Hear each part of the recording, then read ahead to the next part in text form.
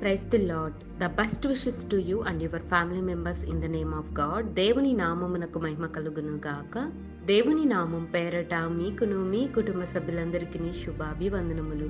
ఈరోజు దేవుని వాగ్దానము, టుడే గాడ్స్ ప్రామిస్.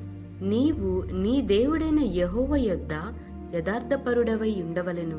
ద్వితీయోపదేశ కాండము 18వ అధ్యాయం 13వ వచనం. You must be true to Jehovah your God. Deuteronomy chapter 18 verses 13. క్రీస్తునందు ప్రియమైన సహోదరి సహోదరులారా, మన దేవుడైన యెహోవా మోషే ప్రవక్త ద్వారా మనందరితోనూ మాట్లాడుతున్నాడు. అదేమిటి అంటే, నీవు నీ దేవుడైన యెహోవా యొద్ద యథార్థపరుడవై ఉండవలనని నిశ్చయముగా మనందరితోనూ మాట్లాడుతున్నాడండి. అవునండి, మనము దేవుని దృష్టికి యథార్థమైన వారుగాను, నీతిమంతులుగాను, దేవుని దృష్టికి మంచి పనులు చేసేవారుగాను, ఆయన ఆజ్ఞలను అనుసరించి గైకొని నడిచే వారముగా ఉండాలని దేవుడు అంటున్నాడు. మోషే ప్రవక్త ఇశ్రాయేలీల ప్రజలతో మాట్లాడుతున్నాడని, మీరు కానానీయులతో కలిసిపోవద్దు. వారు దేవుని దృష్టికి హేయమైన వారు. వారు విగ్రహాలను పూజించడం, జాతకాలు చెప్పడం, చేతబడి చేయటం, మంత్రాలను చదవటం, చిల్లంగితనం, పిల్లలను బలి ఇవ్వడం లాంటివి చేస్తున్నారు. అవన్నీ దేవుని దృష్టికి హేయమైనవి. కావున మీరు దేవుని దృష్టికి యథార్థమైన వారుగా ఉండండి.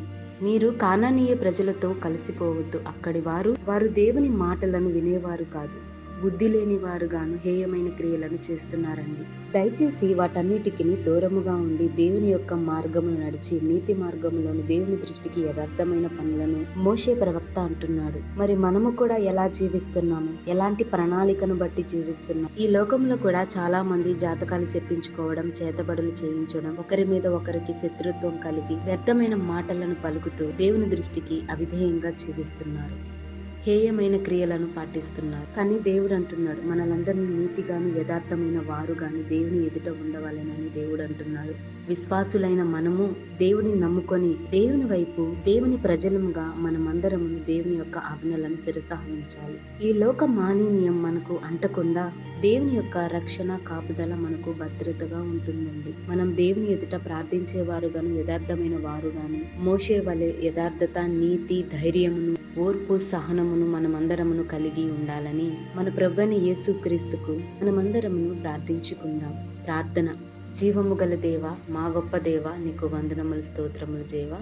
ఈ ఉదయకాల సమయంలోను మా అందరితోటి వాగ్దానం ద్వారా మాట్లాడారు. ప్రభువా, ఎందరైతే నీ దృష్టికి హేయమైన క్రియలు చేస్తున్నారు, దయచేసి వారిని క్షమించండి. వారికి మారు మనసును దయచేయండి. నీ ప్రణాళిక వారిమైనా జరిగించండి. నీతిగాను, నీ యందు యథార్థమైన వారుగాను బ్రతికేవారు లాగున సహాయం దయచేయండి. మోషే వంటి జీవితాన్ని, మోషే వంటి ధైర్యాన్ని, జ్ఞానాన్ని, ఓర్పు, సహనం కలిగి యథార్థమైన వారుగా మేమందరము నడుచుకునే ధన్యతను ఈ వాక్యం వింటున్న ప్రతి ఒక్క బిడ్డకి యథార్థమైన హృదయమును దయచేయమని నజరేయుడైన యేసుక్రీస్తు నామమున ప్రార్థిస్తున్నాను తండ్రి. ఆమేన్.